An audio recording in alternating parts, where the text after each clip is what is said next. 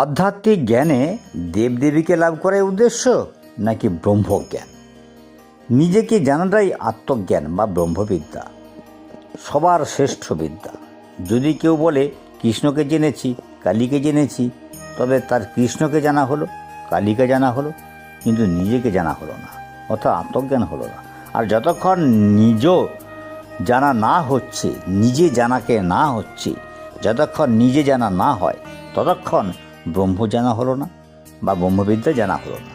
ব্রহ্মকে জানাই শেষ জানা, ব্রহ্মজ্ঞানই শেষ জ্ঞান। এই জ্ঞানই হলো প্রাণের চঞ্চলতার পুরোপুরি অবসান। তাই ক্রিয়া ব্যতীত ক্রিয়ার পরাবস্থাকে লাভ করা অসম্ভব। দেবদেবীর যত জ্ঞানই হোক না কেন, তা পরাবস্থায় তুল্য কিছু নয়। এই জ্ঞানই হলো ব্রহ্মজ্ঞান। এই অবস্থা সকলের আদি। এই অবস্থায় হরি হর সব জীবের উৎপত্তিস্থল ও গন্তব্যস্থল। এখানেই সবাইকে একদিন যেতেই হবে, তাই কাল বিলম্ব করা কেন?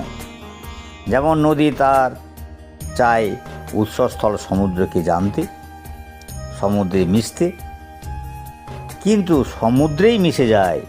বেদও তাই একই কথা বলেছে, যদ্ধা নদ্য সন্ধ্যমানা সমুদ্রে অস্তং গচ্ছতি নাম অরূপে বিহায় ইত্যাদি মন্ত্র। যোগীও তেমনি নিশ্চল ব্রহ্মকে জানার চেষ্টা করেন, কিন্তু তা আর হয়ে ওঠে না। তিনি তখন নিজেই ব্রহ্ম হয়ে যান। কিন্তু এখানেই সাধনার শেষ নয়। নিশ্চল অনন্ত অপরিবর্তনীয় চির শান্ত অবস্থায় ব্রহ্ম। যোগীরাজ তাই বলেছেন, শূন্যের ভিতরে যে শূন্য তাই ব্রহ্ম, নিশ্চলং ব্রহ্ম উচ্চতে। সেই অনন্ত নিশ্চল ব্রহ্মের একাংশ চঞ্চলতা প্রাপ্ত হয়। চঞ্চলতা প্রাপ্ত হওয়ায় সেই চঞ্চলতা থেকে জগৎ ব্রহ্মাণ্ড সব কিছু উৎপত্তি হয়। গীতা তাই বলেছেন, একাংশেন স্থিত জগৎ। সব দেবদেবীগণও চঞ্চলতার অন্তর্গত। অতএব এই প্রাণকর্ম করতে করতে মূলাধার হতে আজ্ঞাচক্র পর্যন্ত ষটচক্ররূপী কমলদলগুলি বিকশিত হয়ে যখন অবিনাশী কুটস্থে নিশ্চলভাবে অবস্থান হয়, তখন নিরাকার নিরবয়ব অমূল্য ঈশ্বরের মহিমা প্রকাশিত হয় এবং তখনই নিজেই নিজেকে দেখা যায়। যোগীরাজ তাই বলেছেন, জগতের সব কিছুতেই আমার রূপ, আমি ছাড়া এই জগৎ আর কিছু নেই, আমি সবই আমিময়। শূন্যের ভিতর মহাশূন্য তারে অবস্থিত, শূন্যের ভিতর মহাশূন্য তাতে অবস্থিত।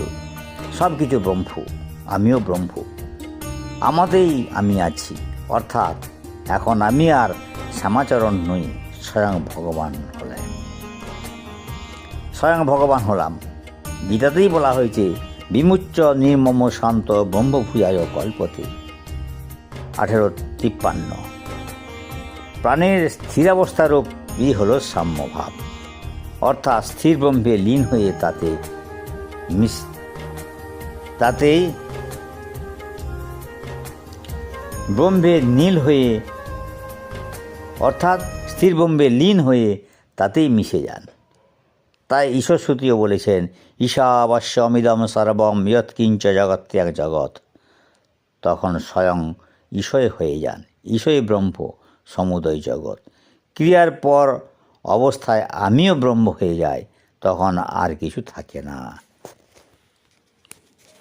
ভিডিওটি কেমন লাগলো? যদি ভালো লাগে তাহলে চ্যানেলটি সাবস্ক্রাইব করুন, আর পাশে থাকা বেল আইকনটি আপনি প্রেস করুন। লাইক করতে পারেন, শেয়ারও করতে পারেন। আরও যদি কিছু জানার থাকে তাহলে কমেন্টস বক্সে জানান। ধন্যবাদ।